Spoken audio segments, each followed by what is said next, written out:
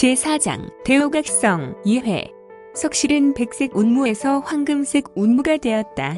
그리고 무채색 운무로 바뀌고 있었다. 외단의 찌꺼기가 수혁에게서 나오기 시작한다. 그러나 왠지 혐오스러운 기운이 아니라 수혁의 몸에서 정말 좋은 향기가 나왔다. 대자연의 향내가 연공실에 진동하였다. 헐, 이것이 배뇨 대설인가? 이런 것이 과연 배설배뇨이며 생리현상이면 세상의 여인들은 수혁의 생리현상만을 기다리고 있을 것이다. 일반인들이 이러한 향기를 맡았다면 만병의 근원이 떠나고 죽어가던 사람들은 벌떡 일어나고 있었을 것이다. 이는 향내 안에 영약의 효과가 있었다. 향기 안에는 대자연의 치유가 담겨 있었다. 수혁은 5일째 되던 날 이러한 현상에 인상을 찌푸린다. 이런 결과는 아닌 것 같다. 찌꺼기들을 인위적으로 억지로 배출한다는 것은 자연스러운 것이 아니다. 수혁은 자연스러운 생리현상의 통로를 뚫고 싶은 것이다. 내공과 경력 등을 이용한 인위적인 것이 결코 아니다. 해설을 다시 시작할까? 수혁은 자신의 모습을 관조하며 어린 시절을 떠올렸다. 고구려 자신의 가족의 있던 곳 지방에 큰 호족이 있었던 연시의 가로. 아버지, 그러면 수혁이를 데리고 연나라에 들어가려고 하십니까? 그러면 어떻게 해야 하니? 우리는 그동안 수혁이를 위해 수고와 노력을 해왔지 않니? 하지만 고구려에도 백제에도 신라에서도 수혁이를 구할 의원도 없고 영약도 없지 않으냐? 수혁의 회상을 통하여 그리운 가족을 본다. 화려한 내실에서 세 사람이 나무 탁자에 앉아 이야기를 나누고 있었다. 이들은 무언가 심각한 대화를 하는지 두 사람의 남자는 얼굴이 경직되었고 중년 여인은 울고 있었다. 이제는 이곳에서 구할 수 없다면 내 세상 끝까지 찾아보려 한다. 우리 일가는 이제 내가 없어도 내가 있지 않으냐? 하지만 아버님, 그동안 내가 외국에 나가본 경험이 있고 또 상황을 꾸려 계약을 하며 이문에 남기며 일가로 보내어 생활을 꾸릴까 한다. 그리고 이제 수혁이의 생명 얼마 남지 않았다고 의원들이 말을 하는데 수혁의 증상이 1년을 버티기가 어렵단 말이야. 어찌 앉아서 죽음을 기다리고 있어야 한단 말이냐? 세 사람 중에 한 중년 여인은 울고 있었다. 흐흐흡, 수혁 어멈도 그리 알고 있어라. 그리고 너희는 수혁 말고도 큰 아들 수범과 막내 수찬이가 있지 않느냐? 안심하도록 해라. 아버님, 흐흐흐흡. 내가 반드시 너의 아들, 내 손자의 병을 고치고 말리라. 세상은 결코 우리 수혁을 담아내지 못할 정도로 작지 않단다. 수혁이를 이대로 죽게는 못한다. 천하의 수혁이를 고치지 못하는 의원이 없다고, 또한 수혁의 병을 고칠 영약이 없다는 생각을 나는 절대로 하지 않는다.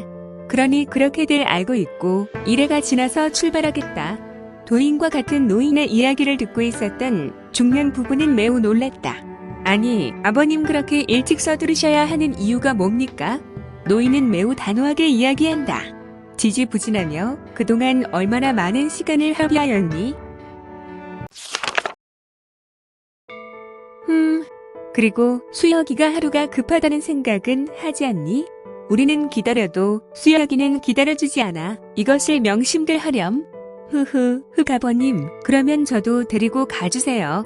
아버님, 아범은 이제 식솔들이 많이 있어서. 어머마, 아니다. 너를 데리고 가면 또 한 번 걸어옴으로 인해 또 그렇게 시간을 지체해야 하지 않니?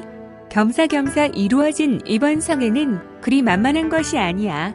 이번 상행에서는 우리 고구려와 인접한 연나라와 다른 민족으로 또한 오지로 여행을 해야 하는데 변수가 많기에 되도록 익숙한 일꾼들과 상행으로 꾸리려 한다. 아버님, 하지만 일꾼들과 난 쉽게 돌아오지 않을 것이야. 가족이 있거나 외래어를 하지 못하는 일꾼과 수행무사는 데리고 가지 않을 생각이야. 그건 우리 가족도 포함된단 말이다. 그리고 일반 수행무사는 안 되고, 수행무사는 내 직접 선발할 것이야. 무술을 대충 연마한 친구는 결코 데리고 갈 수 없단다. 수혁 어멈, 그리고 가주도 그렇게 알도록 해라. 이들의 대화는 계속되었지만 수혁의 회상은 이어지지 않는다. 병들어 어렸을 때 수혁은 내실 안쪽 침상에서 이 이야기를 모두 듣고 있었다. 수혁은 좌대에 앉아서 아직도 깊은 연공을 하고 있었다. 그의 모습은 평안하였지만 그의 얼굴에는 땀이 송골송골 맺혀 있었다. 그는 과거 잃어버렸던 기억을 이제는 다시 모두 찾을 수 있었다. 연공을 처음 할 때는 기억이 잘 이어지지 않았고 그저 기억의 파편들만이 떠오르고 있었는데 깊은 명상과 무아의 세계를 여행하였다. 그는 대자연의 섭리와 조우하였고 이 과정에서 그의 머리는 자연적으로 치유되어 잃어버린 기억을 모두 되찾았다. 내게 나를 생각해주는 어머니와 아버지가 있었고 나의 형과의 동생도 있었구나. 이제 수혁은 그리움에 다시 눈물이 흐른다. 천년의 시공을 떠나 혼자 남겨진 수혁은 가족에 대한 그리움이 가슴에 미어진다. 수혁의 외모는 20대여. 나이는 1000살 가까이 되더라도 그리고 수혁에게 수천만 권의 책과 하늘을 뛰어넘는 무공을 가지고 있다고 하여도 외모는 청년이나 수혁은 불과 14살 소년인 것이다. 가족의 울타리가 있어 안정되고 성인으로서 발돋움해야 하는 시기인 것이다. 물론 그는 수많은 것들을 대법에 따라 기억하고 간접 경험을 하고 있었다. 하지만 가족의 그리움은 수혁에게 있어서 풀리지 않는 한이 될 것이다. 앞으로 수혁에게 있어 어떤 인성으로 작용할 것인지 지켜봐야 할 대목이다. 수혁의 회상은 이어지고